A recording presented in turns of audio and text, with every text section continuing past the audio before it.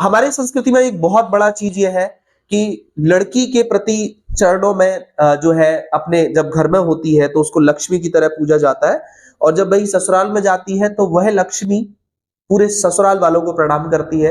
और एक बेटा जब अपने घर में होता है तो पूरे घर वालों को प्रणाम करता है, जो भी बड़े उस घर में होते हैं। वहीं जब वो अपने ससुराल में यानी लड़की वाले के यहाँ जाता है तो पूरा ससुराल वाला उसके चरणों में झुकता है। बड़ी कैसी अजीब सी परंपरा नहीं है ये? ये कहां से आई? कभी दिमाग लगाया? क्यूरियस आई ये ऐसा क्यों होता है? ये कहां से स्टार्ट हुआ है? जैसे राम जी जैसे व्यक्ति जब दूल्हा बने, शंकर जी जैसे जो लोग हैं वो दूल्हा बने, तो उनके ससुराल वालों ने, राम जी के ससुराल वालों ने, शंकर जी के ससुराल वालों ने, विष्णु के ससुराल वालों ने उनको भगवान समझ के प्रणाम किया था। उनके अंदर महानता थी, तो वो ना चाहे तो राम जी के चरणों में राम जी के व्यक्तित्व में, शंकर जी के चरणों में शंकर जी के व्यक्तित्व में वो गुरुत्वाकर्षण था। पूरा समाज ना चाहे तो भी झुका। तो क्योंकि हमने इसको ये मान लिया कि वो दामाद है, शंकर एक दामाद है, राम एक दामाद है, और दामाद के चरणों में हमें झुकना चाहिए। तो ये दामाद की परंपरा वहां से शुरू हुई। पूरा जो भारतीय समाज है वो दामाद को प्रणाम करने लगा।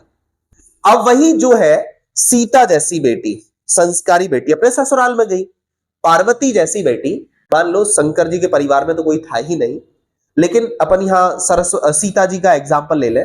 सीता जैसी जो महान बेटी थी, हालांकि सीता के प्रति उनके घर वाले झुकते थे, जनक जी झुकते थे, पूरा उनका जो परिवार था वो झुकता था, क्योंकि सीता जैसी महान बेटी थी, वो प्रकट हुई थी, जन्म नहीं हुआ था उसका।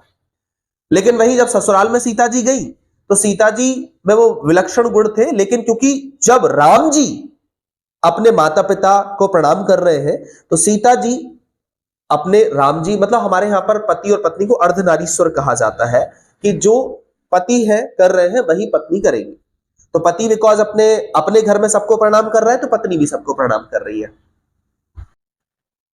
ठीक है, तो इस तरह से ये चीज एक पारंपरिक थी। और क्योंकि राम जी जिस घर में जन्म हुए हैं, राम जी का जिस घर में जन्म हुआ है, तो वो परिवार साधारण तो नहीं होगा, वो माता पिता साधारण तो नहीं थे। तो राम जी स्वतः उनके अंदर था कि उनके पिता वाकई महान थे। जिस घर में, जिस माता पिता के घर में एक भगवान का जन्म हो जाए, वो माता पिता साधारण नहीं हो सकता है, वो भगवान से भी बढ़कर है।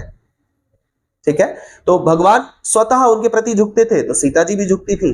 तो इस तरह से जो महान परिवार और महान घरों में जो हुआ, वही साधारण घरों ने अपनाना शुरू कर दिया।